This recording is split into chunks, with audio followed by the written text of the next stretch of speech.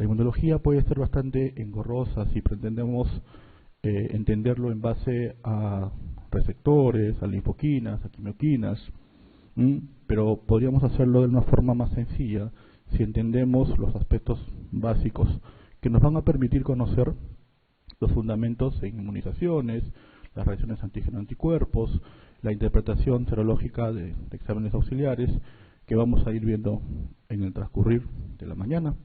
Entonces, vamos a ver. Respuesta inmune.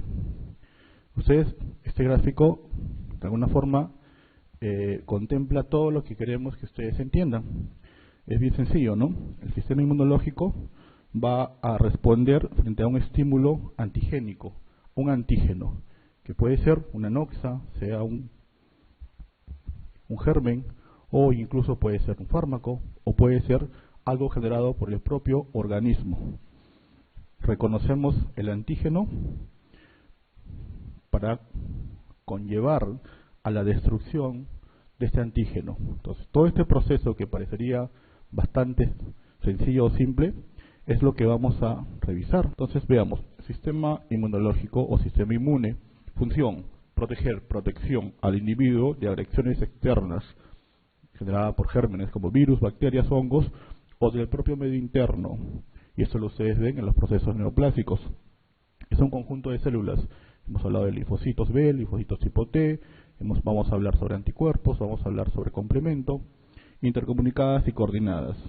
Funcionalmente vamos a tener clásicamente descrito dos grandes sistemas: la inmunidad natural o no específica o no adaptativa, o la inmunidad primigenia, y la inmunidad adaptativa, que es la más importante porque es específica, porque es selectiva y porque principalmente, doctoras, tiene capacidad de memoria, que eso lo diferencia de la inmunidad natural. La inmunidad adaptativa, que se va a dar en forma posterior. Entonces, las preguntas en relación a este tema han sido en relación a que tú puedas diferenciar los componentes de cada uno de del tipo de inmunidad. La inmunidad natural, vamos a verla. Como les mencionaba, es inespecífica, acá en grande subrayado. Inespecífica, actúa de inmediato y carece de memoria.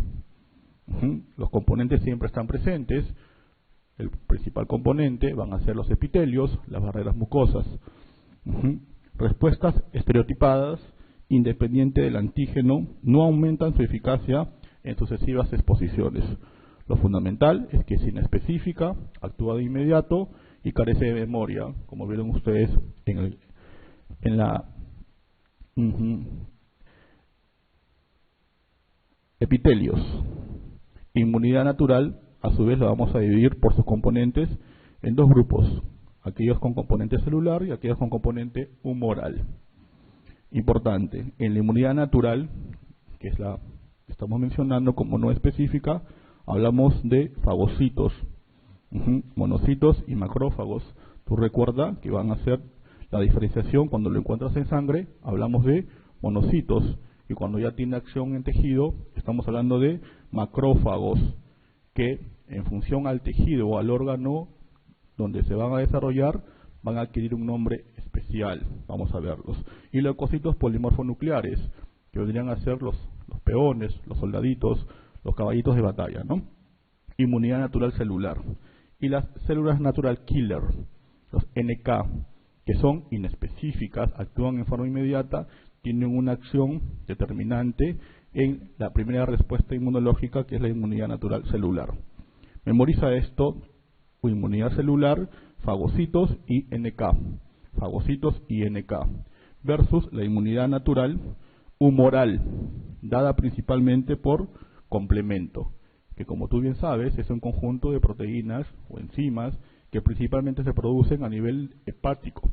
Complemento, cuya función principal va a ser la lisis bacteriana, ¿sí? Entonces, inmunidad natural humoral, complemento, adicional también lisozima, interferones. Pero si te preguntaran, como lo han hecho, el principal componente de la inmunidad natural humoral va a ser el complemento. Vamos a ver cómo se activa este complemento, por la vía clásica, por la vía alterna o por una vía llamada de las lecitinas o lectinas. Entonces, en general, nuevamente, inmunidad natural celular, vas a acordarte de fagocitos y de los NK, y inmunidad natural humoral, principalmente de complemento.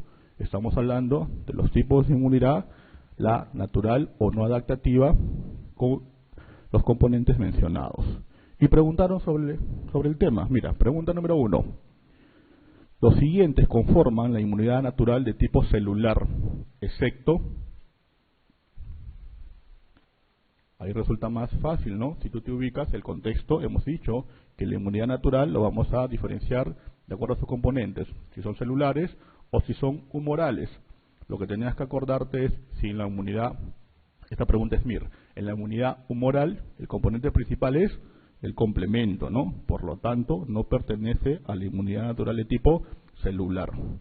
Y esa fue la respuesta. Respuesta B. Los siguientes conforman la inmunidad natural de tipo celular, excepto, habíamos dicho que los leucocitos polimorfonucleares, ¿sí? Macrófagos o la diferenciación o lo que encuentras en sangre, que son los monocitos y las células NK. Respuesta B, complemento. Entonces, si hay una inmunidad natural que es no específica, no adaptativa o aquella que carece de memoria, existe una inmunidad adaptativa, que has visto en la gráfica de mención, dada principalmente por la respuesta que se da por los linfocitos. Y esto es importante, porque a diferencia del anterior, tiene una acción específica y una memoria, una respuesta de memoria. Entonces veamos, inmunidad adaptativa, adaptabilidad al antígeno, tiene especificidad y memoria. Respuesta inmune primaria, 3 etapas. Vas a reconocer, reconocimiento del antígeno. Reconocimiento del antígeno, que ya hemos dicho, puede ser una noxa, un agente o una partícula extraña. Esto va a ser presentado, tú lo sabes por tus conocimientos de ciencias básicas, por las células presentadoras de antígenos. Te voy adelantando, una de ellas, o la más importante, son los macrófagos, ¿no? El macrófago realiza una acción fagocitaria, ¿no? Degrada, tiene una acción proteolítica y luego, como has visto, expone en su membrana estos antígenos, los presenta, por eso son células presentadoras de antígeno. ¿A quién lo va a presentar? A células especializadas, como por ejemplo los linfocitos del tipo T. Pero no nos compliquemos, eso vamos a verlo en detalle. Veamos, respuesta inmune primaria, 3 etapas, reconocimiento del antígeno, un periodo de latencia, varios días, que lo diferencia de lo que vimos en la anterior, que la acción era inmediata, al cabo de horas, a diferencia de esta respuesta que genera varios días después de la exposición. Exposición clonal de linfocitos, ahí vas a ver lo que son las exposiciones para lo que son monoclonales, policlonales, dependiendo de si son originarios de una clona o de varias clonas, ¿no? ¿Para qué? Una respuesta efectora que va a conducir a la secreción de anticuerpos específicos, cuyo protagonista principal va a ser los linfocitos de tipo B o células plasmáticas. Desarrollo de actividad citolítica específica, linfocitos T, vamos a tener varios tipos de linfocitos, los que desarrollan principalmente la actividad citolítica, tú recuerdas, son los famosos CD8, ¿no? Citotóxicos. Liberación de factores que activan las células fagocíticas. Estos factores van a ser linfoquinas, quimioquinas, que activan las células fagocíticas, dada la liberación principalmente a expensas de los linfocitos de tipo T, ¿no? Por ejemplo, los linfocitos helper. Adquisición de memoria inmunitaria. ¿Para qué? Para que en una posterior exposición a este antígeno nuevamente se desarrolle esta respuesta inmunológica. Entonces, gran diferencia con la anterior, no solo en relación a que son específicas y presentan memoria, sino a sus funciones, básicamente dadas por su capacidad de memoria y, importante, que tienen un periodo de latencia para actuar en una respuesta posterior. En grafiquito se entiende mejor. Entonces, ubicándonos, inmunidad innata, hemos comentado que principalmente barreras epiteliales, mucosas, los gérmenes, en este caso, microbios, lo que va a condicionar también es la activación de las células. Ya habíamos dicho que en la inmunidad natural hay componentes celulares, componentes humorales. En este caso, mira, fagocitos, que son celulares, complemento, que son del tipo humoral, y las NK. Actúan en forma inmediata, mira. Tiempo después de la infección, 12 horas. Entonces, esto lo diferencia de la inmunidad específica, adaptativa, con memoria, que tiene como función condicionar una respuesta de memoria, ¿no? Los linfocitos B, habíamos dicho, o su diferenciación en células plasmáticas, la proliferación de anticuerpos. Los linfocitos T, lo que van a condicionar esto es una célula presentadora de antígeno, esto es un macrófago. Acá tú vas a ver a la nox, al microbio, ¿no? Que va a ser presentado al linfocito T, al linfocito T, para que lleve una acción efectora mediante la proliferación o la activación de una respuesta mediante liberación de linfoquinas, quimoquinas. Entonces, en líneas generales, esto se va a llevar a cabo no en corto tiempo, sino en un periodo de mayor temporalidad, ¿no? Lo mismo, para que tú fijes el concepto de esta gráfica, lo importante, recuerda la inmunidad en relación a la memoria. La que tiene actividad o memoria inmunológica es la respuesta adaptativa o específica. De alguna otra forma, entonces tú ya has conocido los protagonistas de cada una, en líneas generales, de este tipo de respuesta inmunológica. Pero también lo puedes diferenciar en relación a qué tipo de gérmenes, por lo general, tienen como acción específica. Entonces, vamos a diferenciar la respuesta humoral, ¿no? La respuesta humoral, que tú sabes, está dada por la activación, por la producción de anticuerpos, por los linfocitos B o células plasmáticas. Para ubicarnos, cuando hablamos de respuesta humoral, principalmente va a estar dirigida a bacterias o microorganismos extracelulares. Eso es un concepto básico. La respuesta humoral principalmente va a condicionar la eliminación de microorganismos de tipo extracelular. Actúan en infecciones y eliminar microorganismos del tipo extracelular. A diferencia de la respuesta celular por su alta capacidad específica de memoria, no solo va a condicionar la eliminación extracelular, sino principalmente actúan en gérmenes o microorganismos que se replican a nivel intracelular. Y va a ser obviamente una respuesta más compleja. Te había mencionado, en el caso de linfocitos tipo T, vas a ver una diferenciación, por ejemplo, los linfocitos T colaboradores o helper, que recuerda, expresan el receptor CD4, el famoso receptor CD4. El famoso receptor CD4, esta célula tiene como función el reconocer los antígenos que son presentados por las células presentadoras de antígenos. En su membrana exponen este antígeno, que es reconocido como extraño por estos linfocitos colaboradores que expresan el receptor CD4 para activar una respuesta asociada a un componente letal, ¿no? De muerte celular, principalmente de gérmenes intracelulares. Los linfocitos T citotóxicos o que expresan el marcador CD8. Entonces, ya estamos hablando de otros conceptos. Los marcadores que expresan receptores específicos son numerosos, son muy amplios. Los que preguntan son principalmente quién expresa CD4. Una de las células que expresa marcador CD4 va a ser el linfocito de tipo colaborador helper T. ¿Por qué es importante? ¿Recuerdas tú por qué es importante el CD4? ¿Dónde lo has mencionado? ¿Dónde lo has escuchado hablar CD4? Cuando vas a ver o cuando has leído sobre la infección por VIH. ¿Recuerdas? Que es el blanco, que es la interacción que se da con el virus de la inmunodeficiencia humana. Entonces, esta es la parte básica para entender. El linfocito citotóxico va a expresar el marcador de tipo CD8. Y tiene como función no solo eliminar gérmenes a nivel intracelular, sino condicionar que eliminar los reservorios de la infección, o de alguna forma evitar que las infecciones que se encuentran en periodo de latencia condicionen el desarrollo de una enfermedad. Entonces, recapitulando, inmunidad humoral, principalmente eliminación de gérmenes de tipo extracelular o bacterias extracelulares. Y la inmunidad de tipo celular se condiciona básicamente eliminación de gérmenes intracelulares.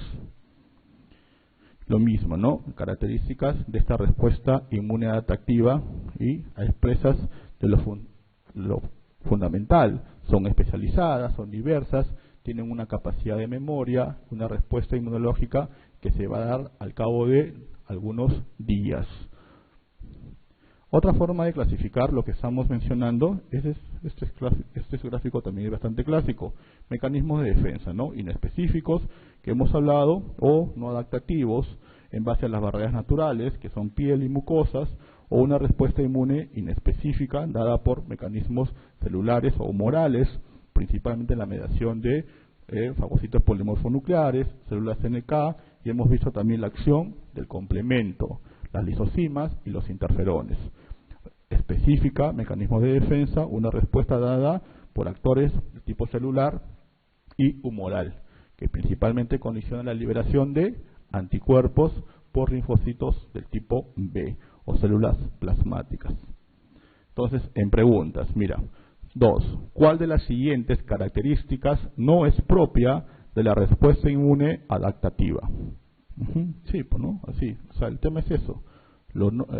Principalmente la adaptativa tiene todas esas características, es específica, tiene memoria, es especializada, liberación de factores que activan células fagocíticas, pero no actúa de inmediato.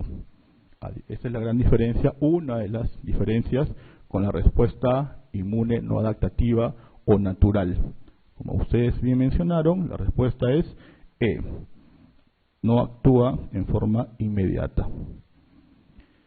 Entonces, todo lo anterior parte de un concepto también anátomo-fisiológico, que es de dónde se han diferenciado estas células, cuáles son los organismos principales, protagonistas, que vamos a ver.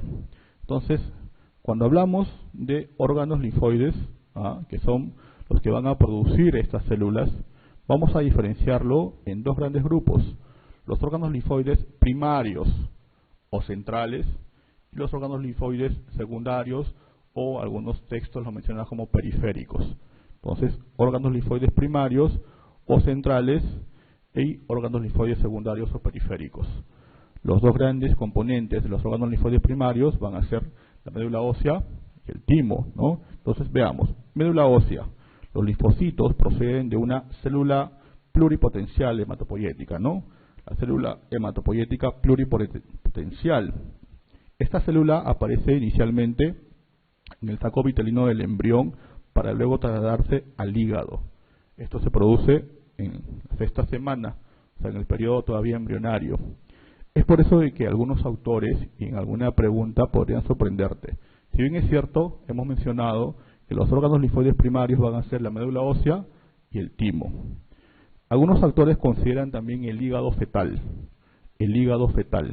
por esta condición, ¿no?, que es el traslado a la sexta semana hacia el hígado. Entonces, en líneas generales, hablamos de dos componentes, médula ósea y timo.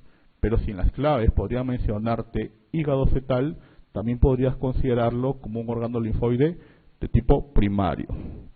Entonces, aparece inicialmente en el saco vitelino del embrión para luego trasladarse al hígado sexta semana y más tarde, a partir del quinto mes, a la médula ósea. Los linfocitos que maduran en la médula ósea se denominan linfocitos de tipo B, ¿no?, del inglés bone marrow, ¿no? Entonces, no te olvides este componente también importante para algunos actores mencionar como un órgano linfoide primario a el hígado fetal, médula ósea. Timo, órgano imprescindible para la adquisición de la inmunocompetencia de los linfocitos de tipo T durante los primeros años de vida. Porque se ha visto que la extirpación del timo a un adulto o al final de la adolescencia, con desarrollo del sistema inmunitario completo, no implica un déficit inmunitario. ¿De dónde deriva? Deriva de la tercera y cuarta bolsa faríngea, y tienes que eso memorizar. Deriva de la tercera y cuarta bolsa faríngea, y grande, es el primer órgano linfoide que aparece. Entonces, en timo, aspectos importantes, deriva de la tercera y cuarta bolsa faríngea, y es el primer órgano linfoide que aparece. En el adulto, la producción y maduración de los linfocitos T ya va a tener lugar a nivel de la médula ósea. Timo es el primer órgano linfoide que aparece y deriva de la tercera y cuarta bolsa faríngea. Hay un componente importante que es un esquema, un corte esquemático de la parte de la corteza y la médula del timo. En la médula existen unas células epiteliales que no tienen una función específica, pero tienen un nombre propio, que son los corpúsculos de Hassall. Corpúsculos de Hassall.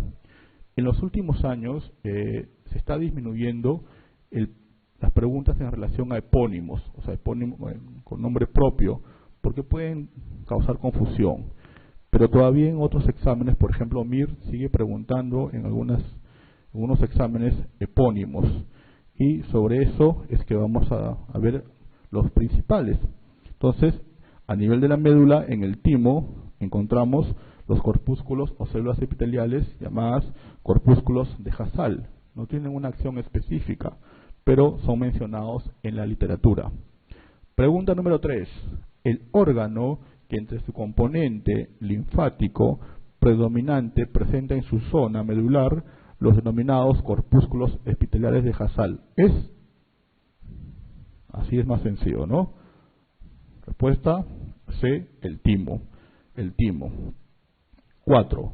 El timo es un órgano linfoide derivado de, pregunta residentado médico del Perú, ¿no? ¿Recuerdas? Tercera y cuarta bolsa faríngea. Entonces, el contexto es que tú desarrolles las preguntas en no menos de 10 segundos. El timo es un órgano linfoide derivado de tercera y cuarta bolsa faríngea. Respuesta A. Entonces, si hemos visto órganos linfoides primarios o centrales, timo, médula ósea y algunos consideran hígado fetal, entonces también tenemos que mencionar a los órganos linfoides secundarios o periféricos o que ya actúan en un sistema inmunológico maduro en adolescentes o adultos. Entonces, órganos linfoides secundarios, órgano donde los linfocitos ya maduros toman contacto con los antígenos. Entonces, salud, y se producen las respuestas inmunitarias. Vamos a hablar ganglios linfáticos, vaso y el famoso MAL, tejido linfoide asociado a mucosas. Se diferencian por la procedencia de los antígenos. ¿Cómo van a llegar los antígenos a cada uno de estos órganos? Al ganglio linfático por linfa, a vaso por sangre y tejido MAL por la luz intestinal. Cuando hablamos de tejido MAL, es un componente que está principalmente a nivel intestinal, de glándulas como las amígdalas, las placas de Peyer.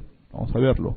Y es importante, en los últimos años ha tomado una relevancia porque se ve frecuentemente la afectación en enfermedades como por ejemplo la relacionada a virus de la inmunodeficiencia humana, porque como hemos mencionado, se produce una disminución de este tipo de células a expensas de la activación de la replicación viral del VIH. Estas células, por ejemplo, explican por qué. Ustedes recuerdan cuando ustedes tienen un paciente o cuando han visto un caso de un paciente con VIH en estadio SIDA, en nuestro medio, en el Perú. ¿Cuáles son las manifestaciones clínicas más importantes que ustedes han visto en su práctica diaria o en su labor asistencial? Te viene un paciente de 25 años con diagnóstico de infección por VIH en estadio SIDA. Clínicamente, ¿qué podrías encontrar? Obviamente, la infección oportunista más frecuente en nuestro país sigue siendo tuberculosis, ¿sí? Eso estamos de acuerdo. Pero clínicamente lo que vas a encontrar es lo clásico, ¿no? Paciente va a estar demasiado, con fiebre y una característica importante, deposiciones líquidas recurrentes, diarreas crónicas reagudizadas. El paciente lleva a la emergencia deshidratado o con emaciación asociado a deposiciones líquidas recurrentes. que pueden darse por la activación de oportunistas, principalmente coccidias o flora, translocación de flora bacteriana, pero también se da por esta condición. A nivel intestinal es donde existe esta respuesta inmunológica secundaria que se ve seriamente afectada cuando existe afectación por VIH. En otras palabras, a nivel intestinal es donde se va a producir principalmente disminución de estas células. Y esto conlleva a que la respuesta inmunológica e inmunitaria sea completamente deficiente. Y recuerda que el VIH va a tener predilección por ciertos órganos de la economía, piel, sistema gastrointestinal y sistema nervioso central. Se considera que es neurotrópico. De alguna forma, esos cuadros de diarreas crónicas reagudizadas o están asociadas a disminución de las células que condicionan respuesta inmunológica de tipo MAL, tejido linfoide asociado a mucosas. Pero veamos, entonces habíamos comentado ganglios linfáticos, vasos y tejido linfoide asociado a mucosas.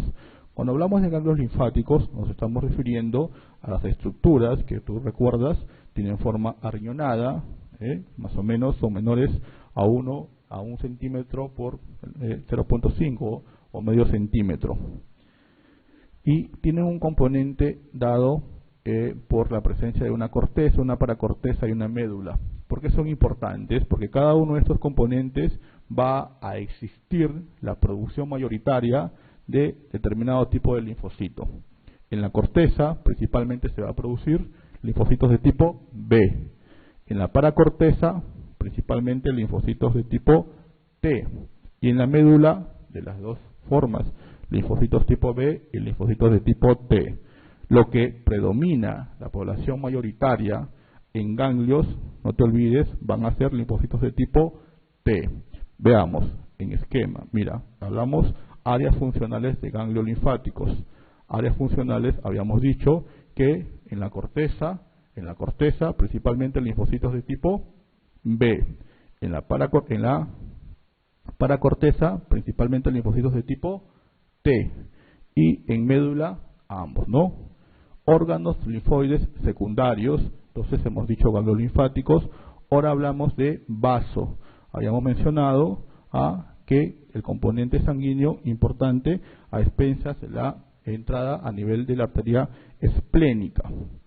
Grande, linfocitos mayoritarios, ¿sí? B. Linfocitos B son los mayoritarios. Tú recuerdas, tiene un componente pulpa roja, eritrocateresis, ¿no? Y la pulpa blanca, que es la que estamos mencionando en relación a las características funcionales.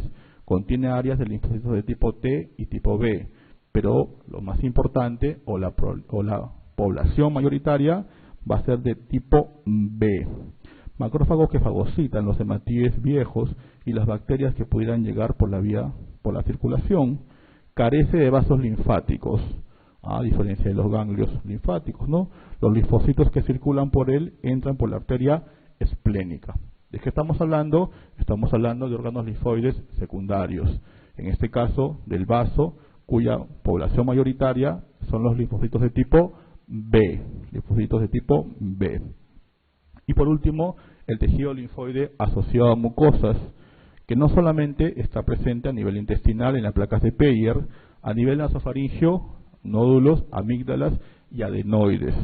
Respuesta inmunitaria local de la superficie de las mucosas. Y habíamos hablado sobre el tema, ¿no? Entonces, no te olvides, órganos linfoides secundarios, ganglios linfáticos, vaso y tejido linfoide asociado a mucosas. Órganos linfoides primarios, hablamos de médula ósea y timo principalmente, y algunos autores mencionan también hígado fetal. 5. ¿Cuál de los siguientes no es un órgano linfoide secundario?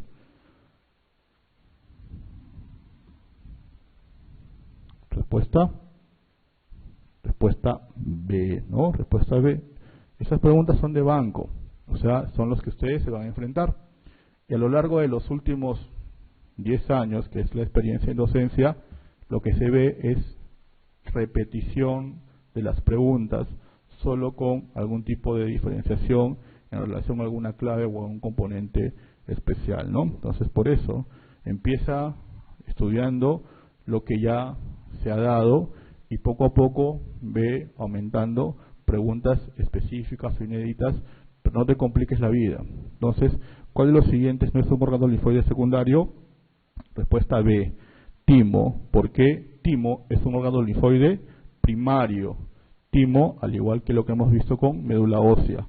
Entonces, respuesta B, respuesta B.